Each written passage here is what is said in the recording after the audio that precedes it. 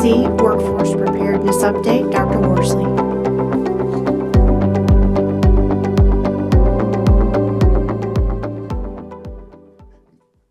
Good afternoon, Chair, Mr. Chair, members of the board. We are excited that we had opportunity to hear from our partners for higher education, and then we're going to look inwardly and take a look at what's going on here in Chesterfield County Public Schools. And I see Mr. Maclin is already passing out some handouts for you, and seated is Katie Stokes. Mr. Maclin is the director of the CTE. For those that don't know what CTE is a career and technical education. He's also the director of Chesterfield County Public Schools Online. Ms. Stokes is the coordinator of work-based learning. And collectively, they're going to be talking about the CTE program as well as CTC Hall expansion. Many of you know many have relocated, as well as the work-based learning programs within our school district. So at this time, I turn it over to you all. Thank you. Good afternoon. We've got 97 slides, 5.5 hours of presentation. We'll shove it in 10 minutes. We're good. No, just kidding. So we're excited to share with you today, but I think before we start, it's just worth acknowledging the room before us and the acknowledgments within, and quietly what wasn't noticed was a young man sitting on the side over there who 2 weeks ago was with us in VDOE when we received an award for Advisory Committee of the Year and Region 1, working with our agriculture program at Courthouse. It's nice to acknowledge that Chesterfield County Public Schools has award-winning CT programs. So this year, that same ceremony downtown Chesterfield brought home Program of the Year for our technology education program at Matoaka, Advisory Committee of the Year for our ag program at Courthouse, and Business Partner of the Year in Region 1 and State for our partnership with Dominion Energy. So we're really proud of the programs that we have, how we're connecting into businesses and the community to make sure that we are meeting the needs. To what Dr. Figge said earlier, we do want to help students find their way to connection to their career futures, and how we do that is kind of magical. But sticking with an award ceremony recognition there, our students at Thomas Dale, our FFA students, Future Farmers of America students, just took first place in state in turf grass management, so we're really proud about that as well too. And we're always proud of Colleen Coleman at our Hull Street campus with the Envirothon programs. What was acknowledged there was previously she's won an international award in Plant the Moon, so where they take moon sample and they grow a product from the moon. So today we're going to spend a minute just highlighting the CTE programs that we have in the secondary level. We'll touch a little bit about elementary school, middle school, and high school, our Hull Street expansion, which we're all aware of, and Katie Stokes, and what she does to make connections with the business community like no other in the state that we know of. But let's ground ourselves in what is career and technical education. That's important to know. Basically, it's how do we help students have hands-on skills and knowledge in specific jobs or careers, what they do with that knowledge and skills and turn it into industry certifications and have real-world experiences in the field to affirm. Career and technical education dates back to 1918 with the Smith-Hughes Act, which identified how to help standardize food production and farming across the country. It has evolved into family and home economics, it's evolved into technology and industrialization, it's evolved into business and IT and healthcare, but it's evolved through the days. But it does date back quite some time, and Chesterfield has a rich experience in being award-winning, amazing opportunity for our students. But it is important to know at the school level, public school level, elementary school, middle school, and high school, we're helping students explore and find what they connect to for what their career future is. And we want them to explore and to affirm what is right for them. We also want them to affirm what's not right for them, so that saves a ton of time. Because if a student knows what they don't want to do, that's a success as well. So let's just anchor in some of our data points which are important to note of who are we serving and how are we serving them there. We roughly have about 27,000 students involved in career and technical education between 6th grade through 12th grade. It's roughly 43% of our students are taking critical education experiences. So they're learning what they're trying, what they want to. Now, this can be duplicative courses because a student could be taking nurse aid as well as medical coding and billing or medical terminology at the same time. So there is some duplication there, but that's just affirming into their paths. But it's important to note where our students are. Huge middle school experience there, but also acknowledge what our middle schools do. In 6th grade, it's on a wheel. So every 9 weeks, the students are turning over as they're exploring classes. And then 7th and 8th grade, there's semester classes. So it's a lot of turnover to help students try and explore everything from CTE to fine arts, practical arts as well. So that's important. But we do this with 186 teachers that are helping students find their connection to business, information technology, family consumer sciences, IT, and the like. And so we're very fortunate to have a big breadth of opportunities for our students and an amazing teacher staff. So linked here in some of the handouts that you have, just for reference, where are our students and in what industry sectors? And so this handout that you have here talks about, briefly on the front, those are 16 career clusters. It's designed to be opened, where then you see all of our careers that we're offering, the courses, the enrollments, and the certifications that are being earned, and then it culminates with some data on the back. But it's important to notice here on this slide, you're able to see how our students, where they are and what sectors they are. I'll acknowledge the formatting up there is we're a Google organization switching over to a Microsoft organization. So that's the format there. But as you can see at the high school level, these are our high school level students and 15,000 of our students. I would be remiss if I didn't acknowledge in finance that 5,000 number. Economics and personal finance, which is a graduation requirement, is included in that number, so it is an inflated number as a graduation requirement. Worth acknowledging that. But I also provided for you our program of studies. This is what all of our school counselors have in their desks that they work on, and this helps our students identify what their paths are, where they might be by cluster. The students have the opportunity to see the sequence of courses. They also have the opportunity to see the industry certifications or industry recognized credentials that can be earned as well. We also start each pathway with the data to help the students understand what is the growth in the sector, what are the regional openings in the sector, and what is the mean salary if I can expect in this, right? Because it's helpful for students to understand that end game of what can I expect out of this. So these are just some handouts that we use to work with our students in our community to help our students find their right place. But involvement's one thing, but outcomes are another. I'm going to start to the right of this slide deck and just show some history. And we'll start with our dual enrollment credits as we work with Brightpoint. We also, in certain occasions, have opportunities where we're working with Reynolds and Blue Ridge Community College when courses that Brightpoint doesn't offer, they do. An example is veterinary science. That's not a program that Brightpoint has. So we're working with Blue Ridge Community College on that from the standpoint. But you see how we've grown in just a short time, more than doubling our dual enrollment credits in CTE. And then you're also able to see something there. And this isn't a typo, it was just due too early. The number there isn't 9,193 anymore, it's 9,198. And we're still waiting on a nurse aid certification test to come back. So we're going to be over 9,200 certifications this year. That's how many students are in certifications this year. Everything from Cisco to nurse aid to we have a drone program where they're getting their FAA Part 107B AutoCAD certification. So certifications across the board helping students make connections to careers. Katie's going to fill in what they do after they get that certification or with to affirm that for them. But just important to show the number of students we have that are taking certifications and then sometimes earning multiple. What do you mean, multiple? Well, in our automotive program, you will take an ASE certification. That's the blue seal you see outside of every dealership you have. You might take a brakes, you might take a steering suspension, you might take electrical, engine. So there is an opportunity for students to have multiple stackable credentials as well in that lane. So you'll see some of these certification numbers where students are earning multiple and stacking.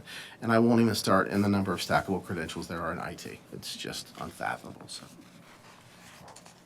We also have another opportunity here, and I'm going to benchmark two things, and this slide starts to articulate it.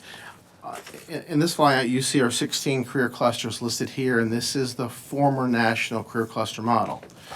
The handout that I've provided you now has 6 clusters as opposed to 14. It has 14 cluster models in it, but it's based in a root of 6. And so we'll be migrating to these in the coming year. We've worked with our school counselors, we've worked with our teachers, we've got a lot of feedback about this, but you can see they're super chunking these programs. So building and moving includes advanced manufacturing, construction, supply chain, and transportation. And so it's how we're going to nest our programs and help students find opportunities. This is going to be a connection for us when we start in middle school, working with our students to help them understand. They take some career interest surveys, learning about themselves, what is their learning style, connecting that to the courses that are available to them, both either the tech center, our specialty center, or in their natural feeder high school. So we're excited to rebrand ourselves and re-identify ourselves in these ways to hopefully help students be more meaningful connections to what their career futures may. I now change, and I speak on behalf of Brian Russell, our Tech Center principal, who, after a long year with students, has taken a minute off to have a little family vacation time. So we'll share a little bit about the expansion here, but we're going to start with the why is an expansion needed. To your point, we have about 5,000 students that we're graduating every year, and some of those students are already set to go on to four-year colleges or two-year colleges. Many of our students are earning certifications and are entering their workforce in that. But we want to make sure that we're serving our students the best way that we possibly can. So just a little data here from our current year. So we have year one and year two programs, and you can see this year we have 30 different programs. 2,200 students submitted, 3,600 applicants. That doesn't make any sense. Well, they'll submit for a first choice and second choice. So my first choice might be automotive technology, and my second choice might be automotive repair collision if I don't get an automotive technology, because we are oversubscribed, right? Of that, there's only 1,300 seats. So even in the first and the second position, we're well over our seat limit, which is at 274% oversubscribed. We have more students wanting to take career and technical education classes at the Tech Center than we even closely have seats to. That gives us a rationale. But I think a support for how well we're doing with our teachers and our students and the connections is actually the students that are going to stay in the program and come back for year two at an 89% return rate, which means students have connected with that and want to stick it out to the second year, and that's a really high percent rate. At our comprehensive high schools, we run at about a 60% rate, 55 to 60% for return, but the Tech Center is much higher. That speaks to the programs and our students. Likewise, following the same model of our cluster models, this is what's planned for the expansion, where we're going to create opportunities in creative and cultivating resources, which is going to be a partnership with Dominion Energy on our energy sector around renewable development as well as distribution. Caring for communities, our healthcare, nursing, pre-nursing, health sciences program. We're excited about a new venture there.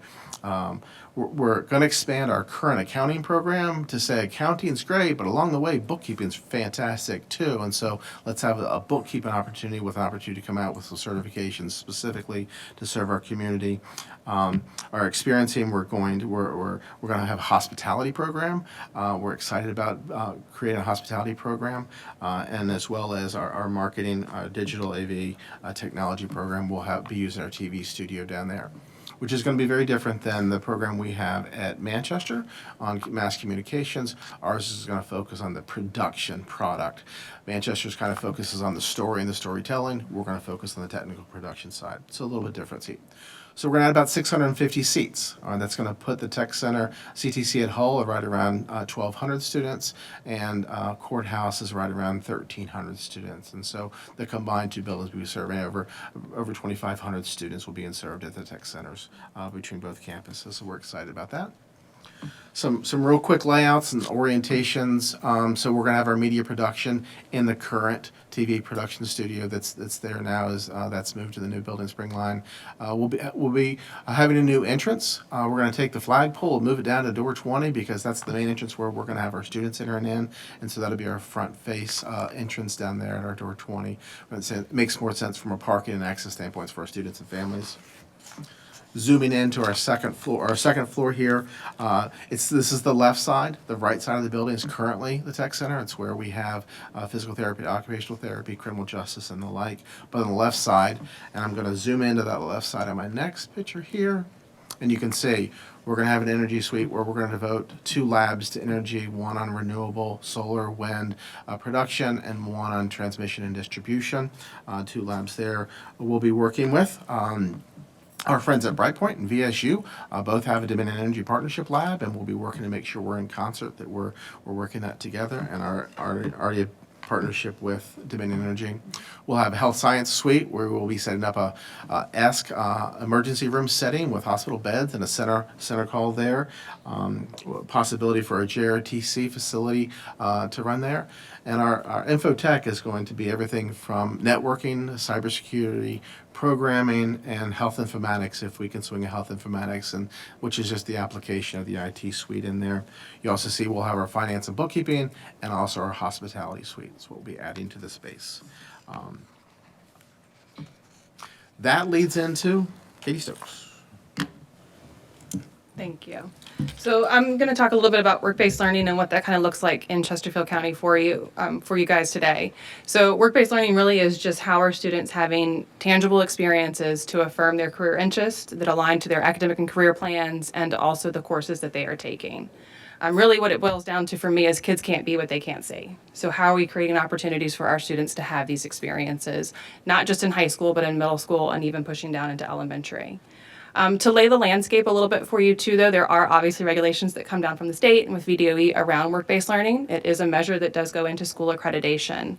2 years ago, we were focused on what we called the College and Career Civics Readiness Index in Chesterfield and across the state, which really focused on any student having experiences that align to academic and career plans and also the courses they were taking. So an example of that could be not just a student in CTE, but if I'm a journalism student and I really have a passion for journalism, that's what I'm taking, we could go have an internship at the Richmond Times-Dispatch so that students could actually see what that looks like.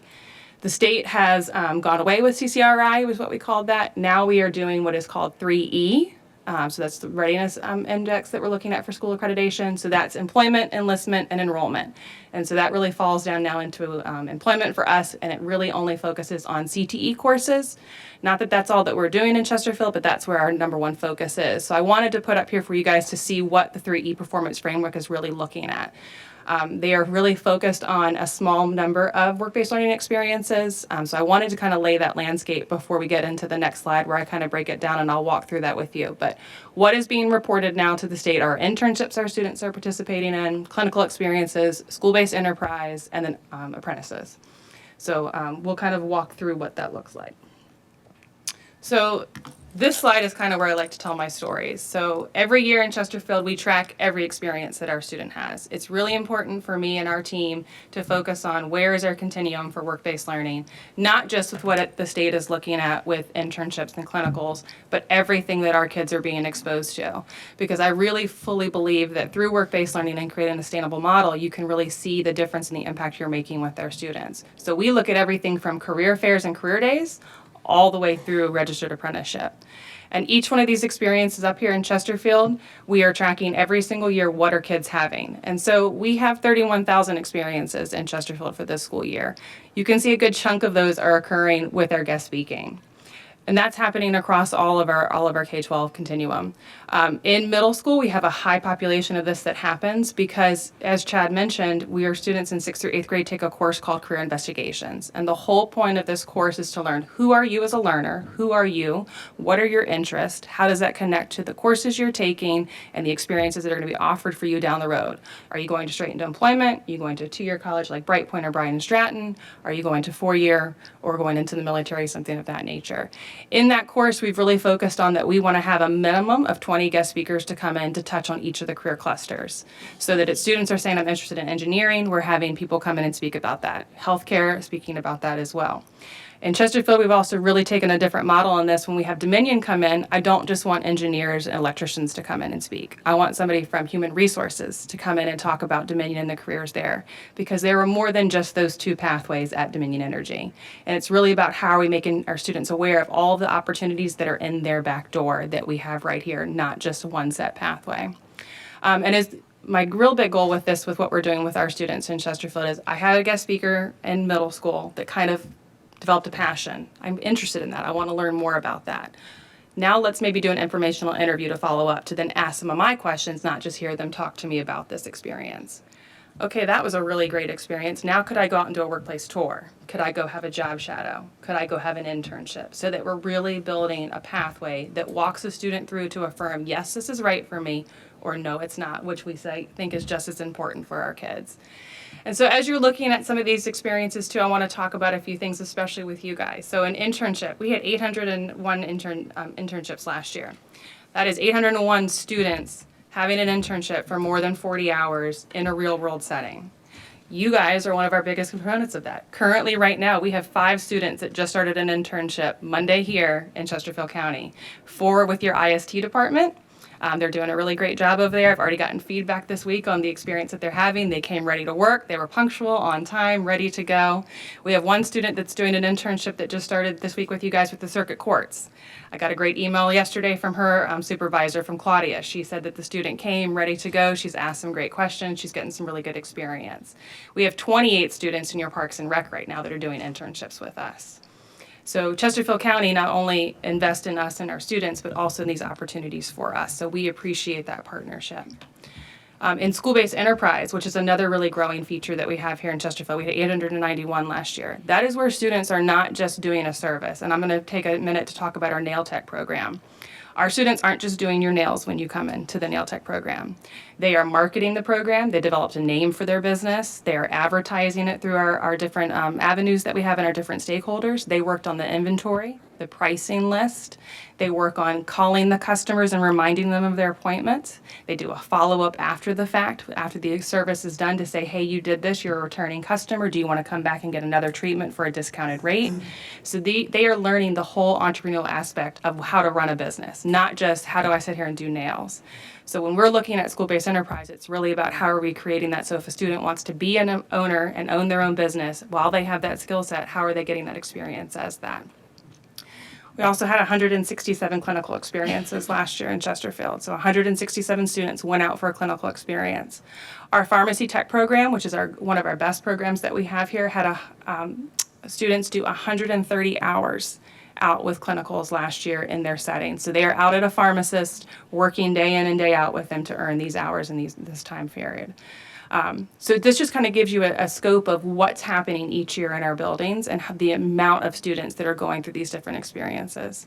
I like to tell one more story with this because I normally tell my justice story. If you guys have heard me speak before, I talk about justice a lot, but I have another story I want to share about Wesley because she's been reaching out to me a lot and I want to give you her experience. Wesley in 6th grade took career investigations here in Chesterfield. She didn't really know what she wanted to do, but she knew she liked math. She had an engineer come in and speak to her, and she thought, hey, that's kind of a cool job. I want to learn a little bit more about that. In high school, she had another guest speaker come in and talk to her about engineering, and it was a female engineer. And that really resonated with her because she hadn't seen herself in that field in the past because that's typically a male-dominated field. She ended up taking a tech drawing class at Clover Hill High School, loved it, went out and did a job shadow with Progressive Design. They loved her so much they invited her to come back for an internship over the summer. She did an internship with them for 40 hours, and they were so impressed with her again that when she graduated, they paid for her to go to Virginia Tech to get her degree. She is currently a senior at Virginia Tech. She will be graduating and will be coming back to work for Progressive Design upon graduation. So she is a shining star of how this works in this pathway and how these opportunities are so vital for our students. Because that really helps you to paint the picture. I've had multiple touch points where somebody has affirmed that, yes, this is right for me and given me that opportunity. So here I'm going to break down just a little bit of our data for you for over the couple of years that we've been doing work-based learning and really tracking it to this level. So when we started, it was the COVID year, so it was a little tougher year, but we still had 768 experiences during COVID. A lot of that was virtual, a lot of that was really creative. How are we getting people into the door? How are we creating these opportunities? But the team and the business partners came together to help make this happen for us. And you can see we've had substantial growth over the last 5 years with this. We had 31,585 experiences this year. We had a little bit dip this year because, like I said, the state is really looking for us to track what is in CTE In Chesterfield, we still believe what's good for kids is what's good for kids. So even if a journalism student comes to us and says, I want to have an internship, yes, it doesn't count for school accreditation, but we're still going to help that kid make that connection. We're still going to help have these opportunities. And so we really focus on that and are trying to make sure that we're still letting all students be able to have an opportunity to do what they want to do. You can also see on the other side with our partners, this is the growth of our business partners that we've had over the last 5 years. We started with 107 and now we're at 545 business partners. Some of these are very large partners like Dominion, CarMax, Carvana. These are larger partners that we have that come in and do lots of experiences across the breadth. And then we have some smaller ones that are only able to do, 1 or 2 students. But we appreciate every business partner that we have because it takes a lot of time and energy. And that really resonates to what's in the middle of the slide here. These are the hours that our students are committed to doing these different experiences. So you can see up there for clinical experience, we had over 15,000 hours. But that's not just our students doing 15,000 hours, that's our business partners providing that time and energy to have that mentorship, to have that role to work with our students when they're out there.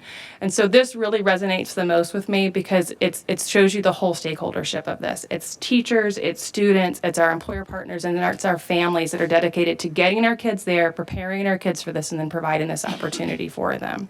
And so that's really what this resonates and says to me for also. I also want to point out the 83 businesses that we have up there. Those are 83 students that are not doing necessarily school-based enterprise. They are students typically through like our MAID program at Meadowbrook High School or other different pockets around the county that are running their own businesses. They are doing different things. I have a student at James River High School that took our social media class a few years ago, loved it so much.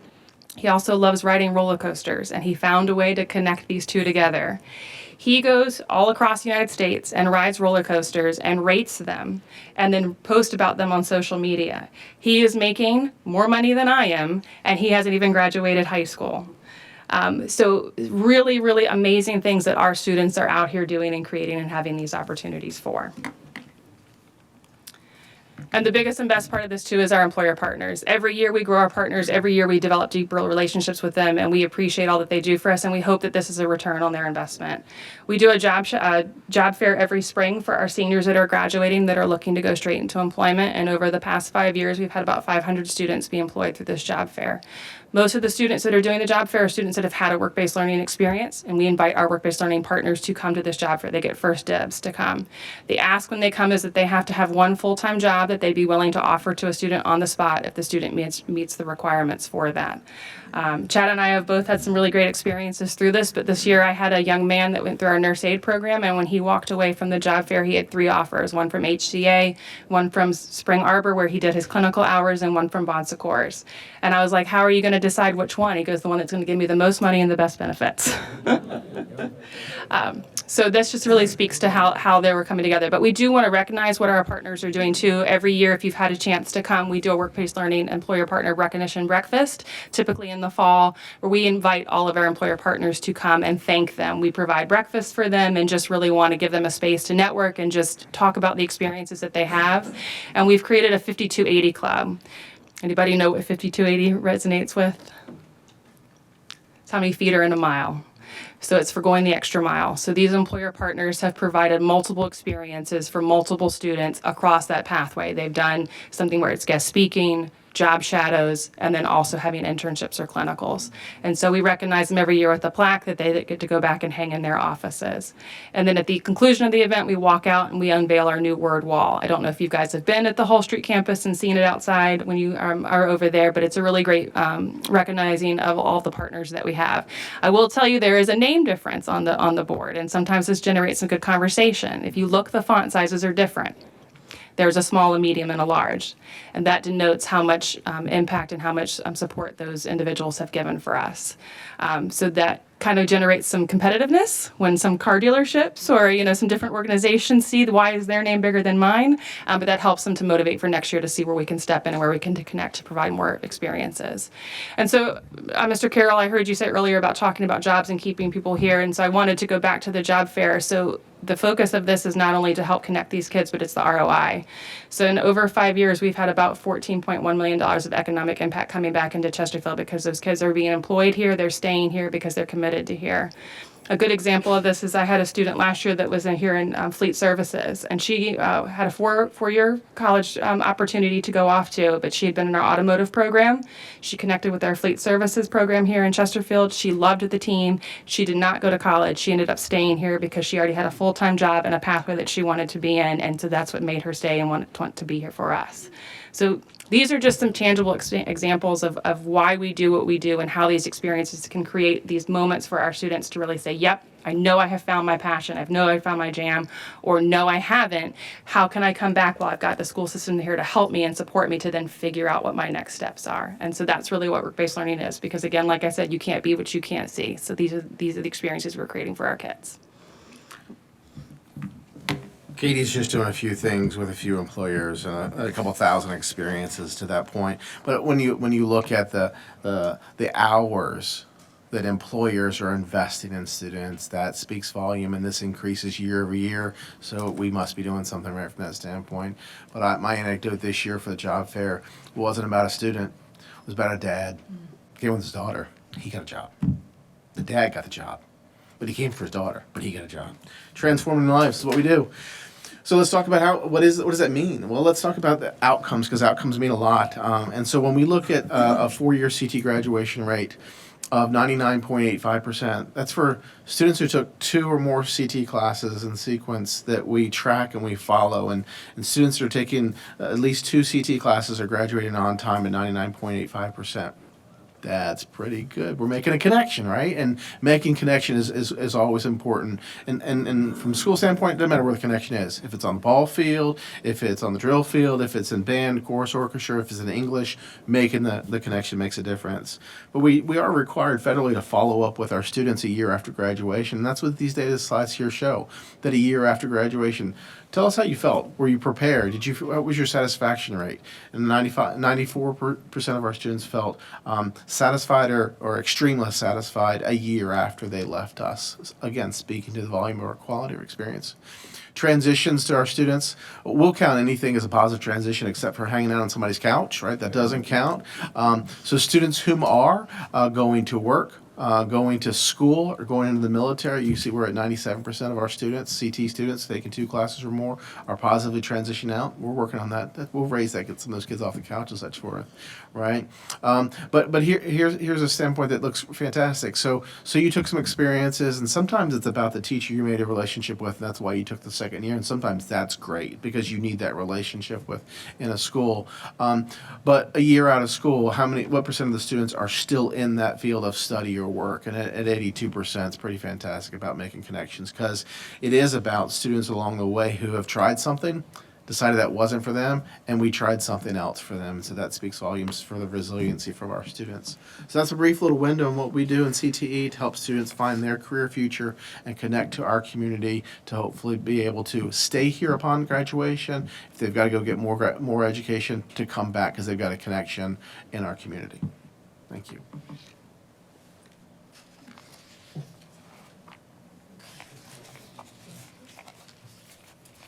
Just a very quick question. On a previous slide in the upper right-hand corner was a peanut butter and jelly sandwich. I was curious about that. Yeah, that's a great one, right? So they Peanut butter and jelly. So in the presentation here is that students earn credentials. We got 9,100 credentials. We're going to be 92 in a minute. I know we're going to be over 9,200 students. Earn industry credentials like Microsoft, like Cisco, and having a work-based learning experience. It's like peanut butter and jelly because it just affirms, yes, this is my experience and I'm connected to this in my future. So, yep. I wasn't sure when you said the kids have found their jam. There you go. There you go. That's even better. That's even better.